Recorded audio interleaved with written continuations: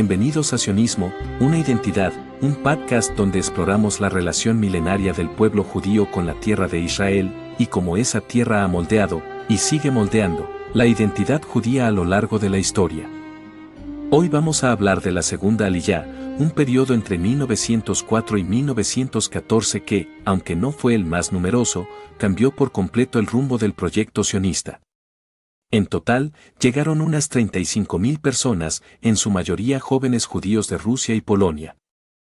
Venían empujados por los pogromos, el antisemitismo del zarismo, la pobreza y la represión tras la revolución fallida de 1905. Pero más allá de huir del peligro, lo que los distinguía era su motivación, venían a construir algo.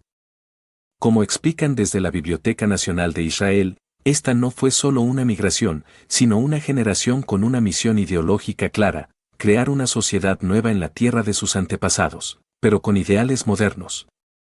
A diferencia de la primera Aliyá, que dependía mucho de la ayuda del barón Rothschild y otros filántropos, esta nueva oleada quería autonomía.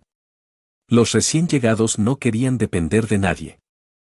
Creían en el trabajo manual como herramienta de redención nacional.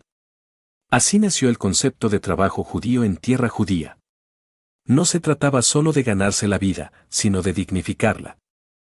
Por eso fundaron kibbutzot, que luego evolucionarían en los kibutzim. En esas comunidades colectivas, el trabajo agrícola, la propiedad compartida y las decisiones por consenso eran la norma. La idea era crear una nueva sociedad desde abajo. Uno de los hitos de esta época fue la fundación de Tel Aviv en 1909. Lo que empezó como un conjunto de casas en las dunas de arena, cerca de Jaffa, se convirtió en la primera ciudad judía moderna. También es en esta etapa cuando se forma el Asomer, una organización de autodefensa creada por judíos para protegerse a sí mismos, sin depender de guardias externos. Esto sentó las bases de lo que más tarde sería la estructura de seguridad del Yishuv y, eventualmente, de las Fuerzas de Defensa de Israel. Además del trabajo físico, la Segunda Aliyá tuvo un impacto tremendo en el plano cultural. Como se explica en el sitio de la Biblioteca Nacional de Israel, esta generación impulsó con fuerza la resurrección del hebreo como lengua viva. No solo se hablaba en casa o en la sinagoga, ahora era el idioma de las escuelas, los periódicos y las reuniones políticas. La lengua bíblica se convirtió en la lengua del día a día, y eso ayudó a forjar una identidad común entre inmigrantes que venían de contextos lingüísticos distintos. Entre las figuras destacadas que llegaron en esta etapa estaban David Ben-Gurión, Berl Katznelson y Joseph Bitkin. Todos ellos no solo trabajaron en el campo o participaron en actividades comunitarias, sino que desarrollaron las bases ideológicas del sionismo laborista. De hecho, muchas de las instituciones políticas, educativas y sindicales que marcarían al Estado de Israel nacieron bajo su impulso. Pero hay un aspecto que suele pasarse por alto y que es fundamental para entender esta aliyá, el rol de las mujeres. En un artículo del Jewish Women's Archive se detalla cómo muchas mujeres llegaron con las mismas ideas revolucionarias que los hombres. Querían participar en la construcción del nuevo Yishuv, no solo como esposas o cocineras, sino como ciudadanas activas, como trabajadoras, como líderes. Algunas venían del entorno socialista europeo, incluso con formación política o agrícola. Sin embargo, al llegar, se toparon con una realidad mucho más conservadora. La mayoría de las mujeres fueron relegadas a roles domésticos. En los kibutzim y kibbutzot, se esperaba que cocinaran, lavaran ropa o cuidaran niños. Se dudaba de su capacidad para trabajar la tierra o para participar en decisiones colectivas. Lo irónico es que en una sociedad que se decía igualitaria y revolucionaria, las mujeres vivían una marginación cotidiana. Muchas terminaron decepcionadas. Pero otras se organizaron. Algunas mujeres destacadas de esta época fueron Rael Yanait Bensby, que impulsó la educación y el trabajo agrícola para mujeres, y Hannah Mezo, que fundó una escuela agrícola solo para ellas en Kinneret. Ada Fisman fue otra figura clave, sobre todo en la lucha por el derecho de las mujeres a votar y ser elegidas en las instituciones del Yishuv. Aunque no fue fácil, ellas abrieron espacios donde no los había.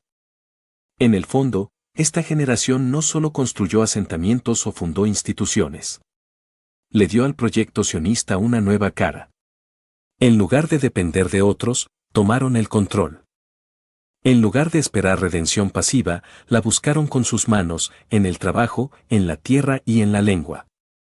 Aunque muchas de sus ideas no se concretaron del todo, como la igualdad de género o el modelo kibutziano como forma dominante de vida, dejaron un legado profundo. La segunda Aliyá fue también un periodo de tensiones. No todos los sectores del Yishuv pensaban igual. Había roces entre inmigrantes religiosos y seculares, entre quienes creían en una sociedad socialista y quienes querían solo un refugio nacional. También hubo tensiones con la población árabe local. A medida que el movimiento sionista crecía, surgían conflictos por la compra de tierras, por el empleo y por la identidad del territorio. Sin embargo, como bien resume la Biblioteca Nacional de Israel, esta aliyá fue decisiva.